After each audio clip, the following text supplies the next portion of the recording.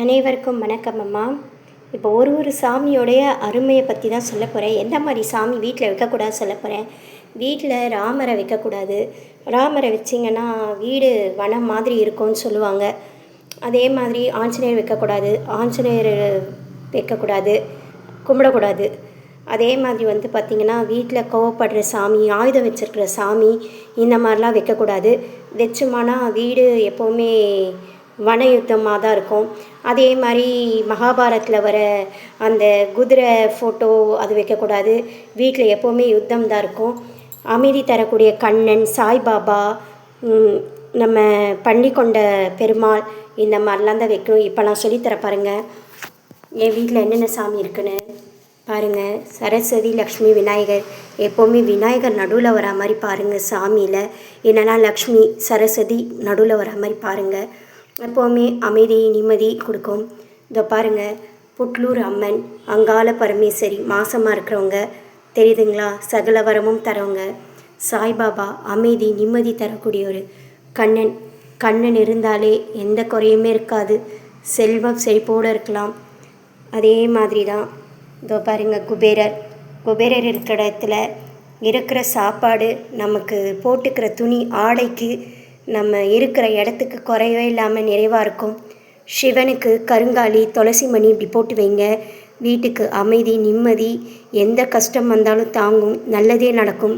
இதோ பாருங்கள், தெரியுதுங்களா, இதோ அம்மன். இவங்க பார்த்திங்கன்னா இங்கே இருக்கிற அம்மன் இல்லை, மும்பையில் போயிருந்த போது வாங்கின அம்மன், மும்பை அம்மன் அவங்க. இவங்க பார்த்திங்கன்னா ஒரு தேவி, பள்ளிக்கொண்ட பெருமாள், குபேரர், ராமர் பாதம். வீட்டில் சாமியோட அனுகிரகம் இருக்கும். இதை பாருங்கள், தெரியும். அன்னபூரணி. இதை பாருங்கள், அரிசி பருப்பு எல்லாம் போட்டு வச்சுருப்பேன் அன்னபூரணிக்கு. இது எல்லாமே உத்ராட்சம். 3 முகம், 5 முகம், 2 முகம், 1 முகம்னு இருக்கும். இது எல்லாம் நான் கிரி வனம் போகும்போது எனக்கு சதுரகிரி மலையிலேருந்து கிடச்ச உத்ராட்சம். இது எல்லாமே கடவுள் அருளால் அதை போட்டு வச்சுருக்கேன், அமைதி நிம்மதிக்காக. இதை பாருங்கள், விளக்கு ஏற்றணும் இருந்தாலும் நான் இப்போ உங்களுக்கு காமிக்கிறதுக்காக ஏற்றாமல் இருக்கேன். இதை பார்த்திங்கனாலே தெரியும், வாஸ்து வச்சுருக்கேன். அதே மாதிரி இங்கே பாருங்கள், விளக்கில் காசு போட்டு அதுக்கு மேலே எண்ணெய் விற்றி திரி போட்டு ஏற்றிட்டு வந்தீங்கன்னா உங்களுக்கு சர்வ ஐஸ்வர்யமும், சொந்த வீடு, செல்வம் எல்லாமே நிலைத்திருக்கும். இந்த மாதிரி காசை கீழே வச்சுட்டு அதுக்கு மேலே இப்படி வச்சு குபேரர் விளக்கு ஏற்றினீங்கன்னா உங்களுக்கு எப்போதுமே செல்வத்துக்கு குறை இருக்காது, இருக்கிற இடத்துக்கு குறை இருக்காது, நிறைவான வாழ்க்கை நிலைச்சிருக்கும். நெல்லை போட்டு இப்படி சுற்றி காசை வச்சு, காசு மேலே இதோ இந்த மாதிரி விளக்க வச்சு விளக்குள்ள காசை போட்டு எண்ணெய் விட்டு விளக்கேற்றினீங்கன்னா செல்வ செழிப்பும் எப்போவுமே நிலைத்திருக்கும். அதே மாதிரி இதோ பாருங்கள், குபேர லக்ஷ்மி வச்சுருப்பேன்.